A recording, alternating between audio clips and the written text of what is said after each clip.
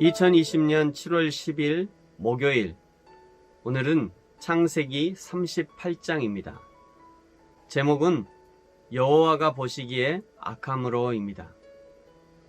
창세기 38장 7절 말씀, 유다의 장자 엘이 여호와 보시기에 악함으로 여호와께서 그를 죽이신지라. 37장에서 건너뛰기로 요셉의 이야기를 시작하셨고, 다음 장인 39장에서도 요셉과 보디발의 아내에 관한 이야기가 등장하는데, 그 중간에 오늘 38장에 유다의 이야기가 등장하고 있습니다. 이것은 분명 의도된 구성이라 할 수 있습니다. 2절에 유다가 가나안 사람 수아의 딸을 데려와 동침합니다. 사실은 유다가 가나안 사람의 딸과 결혼한 것부터 문제가 됩니다. 결혼이란 단순히 자녀를 낳기 위한 목적만이 아닙니다. 당연히 쾌락을 위한 목적도 아닙니다.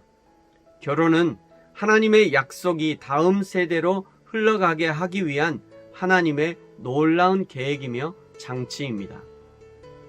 그런데 그 결혼을 유다가 가나안 사람과 했다는 것은 이제 가나안의 이방 문화가 유다의 가문으로 흘러 들어오는 구실을 제공한 것입니다. 가나안 여자, 이름도 알려주지 않은 수아의 딸이 싸들고 올 가나안의 문화가 하나님의 백성 야곱의 아들 유다의 가정에 침투해 들어오는 것입니다. 유다가 수아의 딸에게 자녀를 낳습니다. 큰아들 엘, 둘째 아들 오난, 셋째 아들 셀라.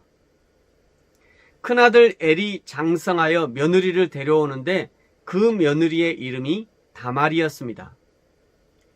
다말이 어느 민족 사람인지 성경에는 정확하게 나와 있지 않습니다만, 뒤에 벌어지는 상황을 살펴보면 다말은 한 가문의 대를 이어야 한다는 사명감이 투철한 사람임이 분명합니다.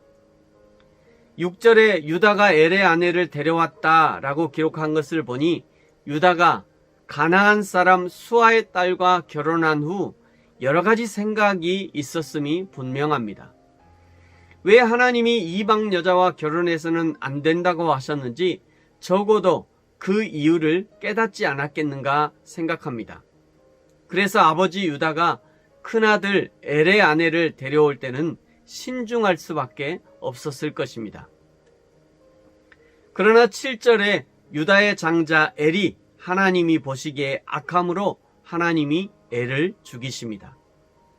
무엇이 하나님 보기에 악하게 보였을까? 유추해 볼 수 있는 것은 그의 어머니가 가나안 여자였다는 것입니다.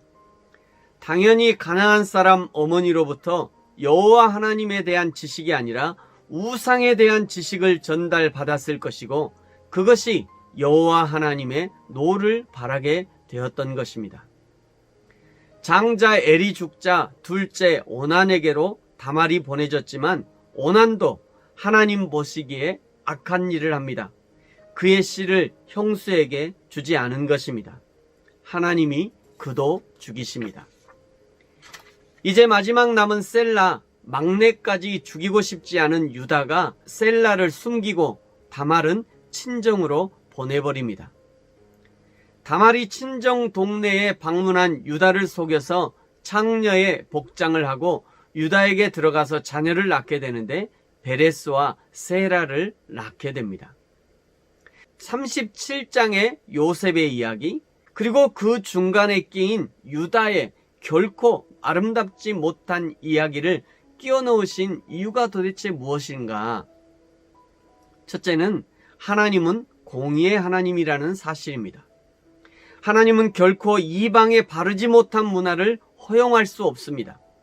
그래서 엘을 죽이신 것이고, 그 다음 셀라는 형수에게 씨를 주어야 했지만 자신의 욕심에 눈이 멀어 형수에게 씨를 주지 않고 땅에 설정함으로 죽임을 당하게 되는 것입니다.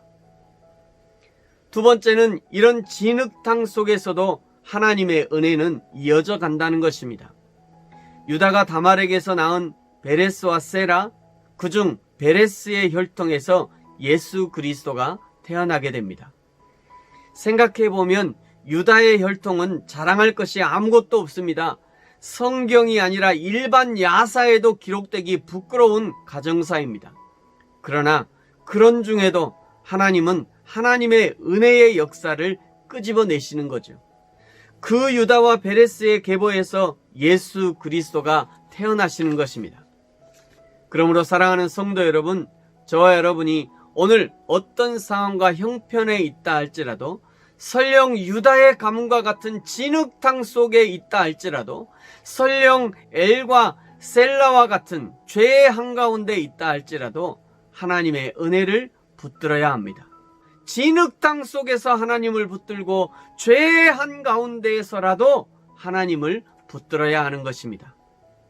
그래서 진흙탕 속에서 죄의 한가운데서 아름답게 피어나는 신앙의 꽃, 믿음의 꽃을 볼 수 있을 것입니다. 오늘 이 하루가 진흙탕 속에서 죄의 한가운데에서 낙담하고 낙심하고 쓰러져 넘어지는 하루가 아니라 여호와 하나님의 은혜를 단단히 붙들고 다시 한번 일어서는 믿음의 시간들이 되시기를 예수님의 이름으로 축복합니다.